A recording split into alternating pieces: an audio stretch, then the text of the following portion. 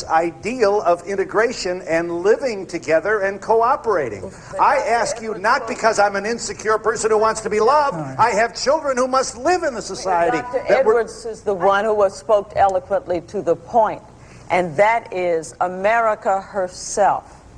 America herself will not survive in the 21st century unless she comes to tap into the diversity that is hers and stop pursuing this kind of divisive policy.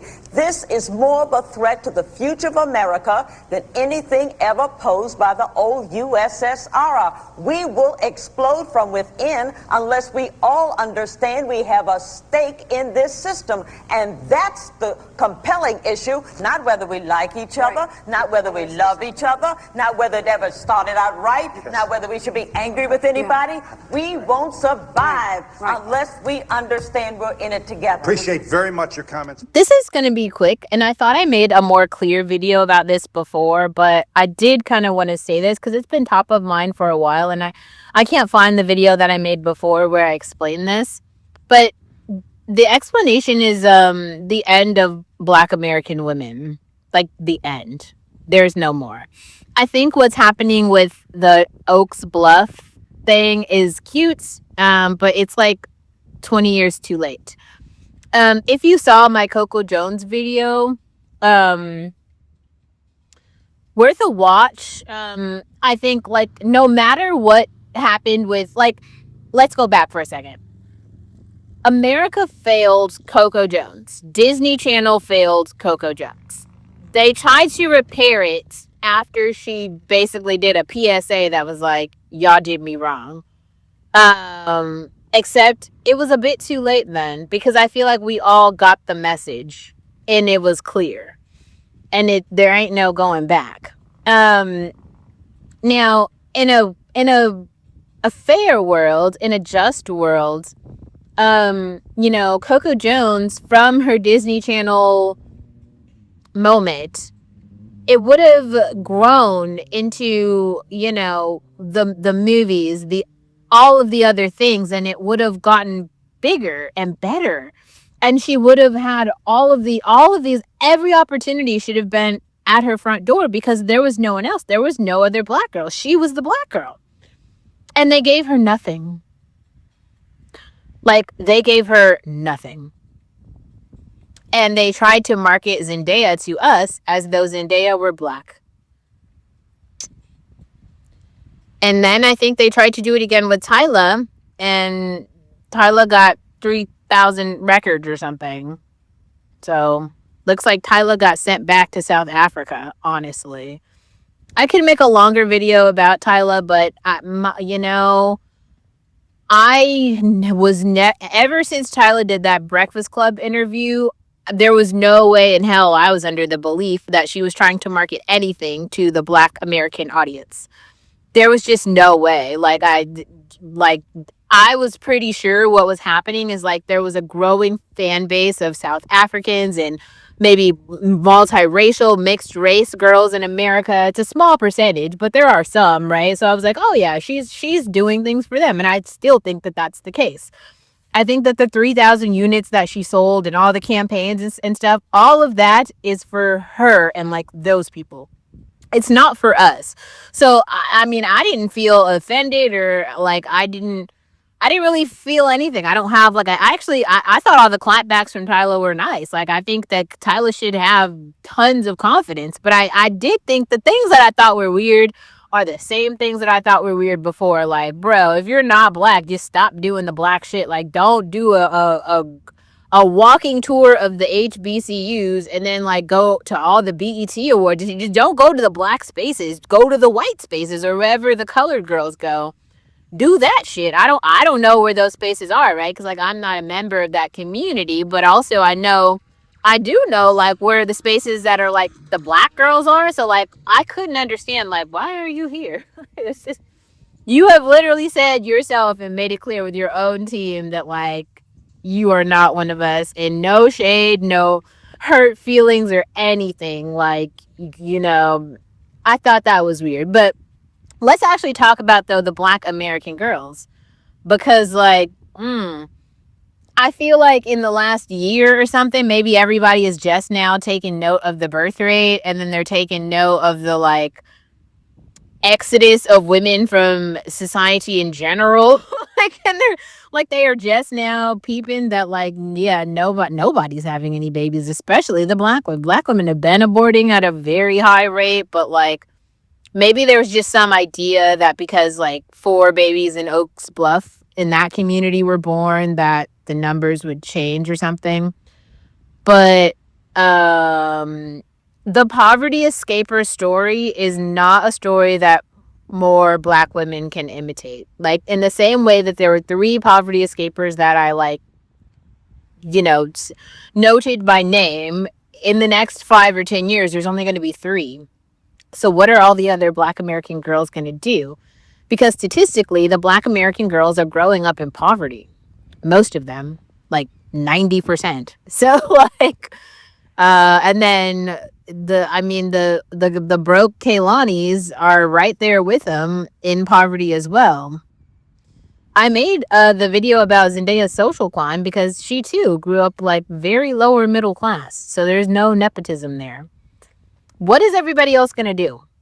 Because there's no examples of just regular ass, like Issa Rae is a public face, but Issa Rae is also Senegalese American, and Issa Rae is a pedigree princess who grew up very upper middle class and went to fucking Stanford. Like, the poverty escaping black American girls are not about to be Issa Rae. So what are these girls going to do? Everybody's gonna have a YouTube channel like me or Kelly Stamps or something? I don't think so. Like, I mean, I have told portions of my story because my story is so multi-layered. So I have so many videos on this channel. I have a lot to talk about because like I've actually lived a very interesting life. Like a very interesting, not a partially interesting life, like a fucking interesting life. Like I've done a lot of shit in my years. And I didn't do things in order. So like I have stories to tell. And I'm getting better at editing, so stick around, right? But I don't know. I'm not in the same way I'm not seeing it for the black American men. I'm not really seeing it for the black American women too. And I kind of like, I didn't hint toward this, but I spoke about it like in Oakland and all in like, in Oakland specifically, but there's a couple other communities like in Seattle. Ethiopian girls have a pretty significant community. That's how I learned about the Irium girls, right, in Hobin, because like their community was so large that they were able to do stadium tours.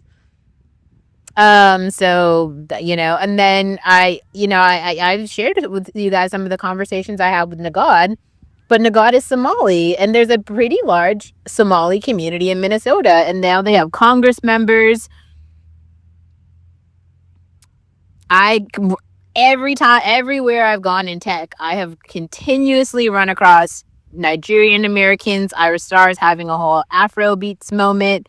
Thames is here. So it's kind of like these communities are thriving. And they're here. So like, where are the black American girls? Like, where? What space are they? Is there like people? And now I've seen 19 Keys talk about this, that Forever show. Look, Forever show is so good. Forever. Oh, Forever. I think Forever is a fucking fairy tale because I haven't seen any black people out together at all. Period. And I'm not seeing it. I don't think it's going to happen in the future. I'm sorry. Like, I don't want to be this person who's like so incredibly, a Debbie Downer, but also like let's look at some facts and some numbers. If anyone who watches me has some idea of what black American girls are going to do in America, seriously, somebody share it with me, because like especially with the was it 200,000 black women or something like left the workforce, like what I don't get it. Like getting married to the losers isn't going to do it. So, like, what are they going to do? What is this group going to do? I'm concerned, but I don't have a solution. And I hope that no one is trying to like mimic my story, because that's not a good idea. I talked to Camille about this many times, but I don't think that our stories are not you can't replicate our stories, because it was so hard for us to get to where we got. So difficult, so fucking challenging. Like, the hurdles that we overcame they're not written down anywhere, because like you barely like survive it. I don't know, man. I don't know. And here's another thing. I saw it today.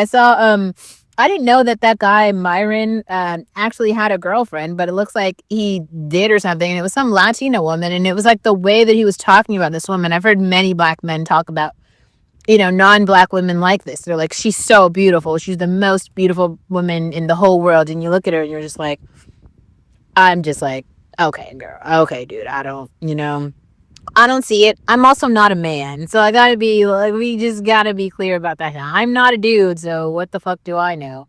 But, she was perfectly average looking. Like, I don't get it. I'm not seeing it. The point is, like, those men don't even think black women are attractive at all. So it's kind of like there's just nothing. Like, you don't offer pretty tokens. You don't offer any, like, I'm saying, like, I think that black men specifically do not think that black women offer any of this. So there's nothing to repair. There's nothing to build. There is nothing. There's no way forward. Hello. My name is Olivia. Welcome to my channel. I like to sit around at coffee shops or at the beach and talk shit. I talk about women's issues, feminism, relationships, but mostly being a black woman in America and how to survive that. Politically, I'm moderate, even though that seems hard for people to believe. I'm very conservative on issues like immigration, very liberal on other issues like feminism and abortion. Thanks for being here.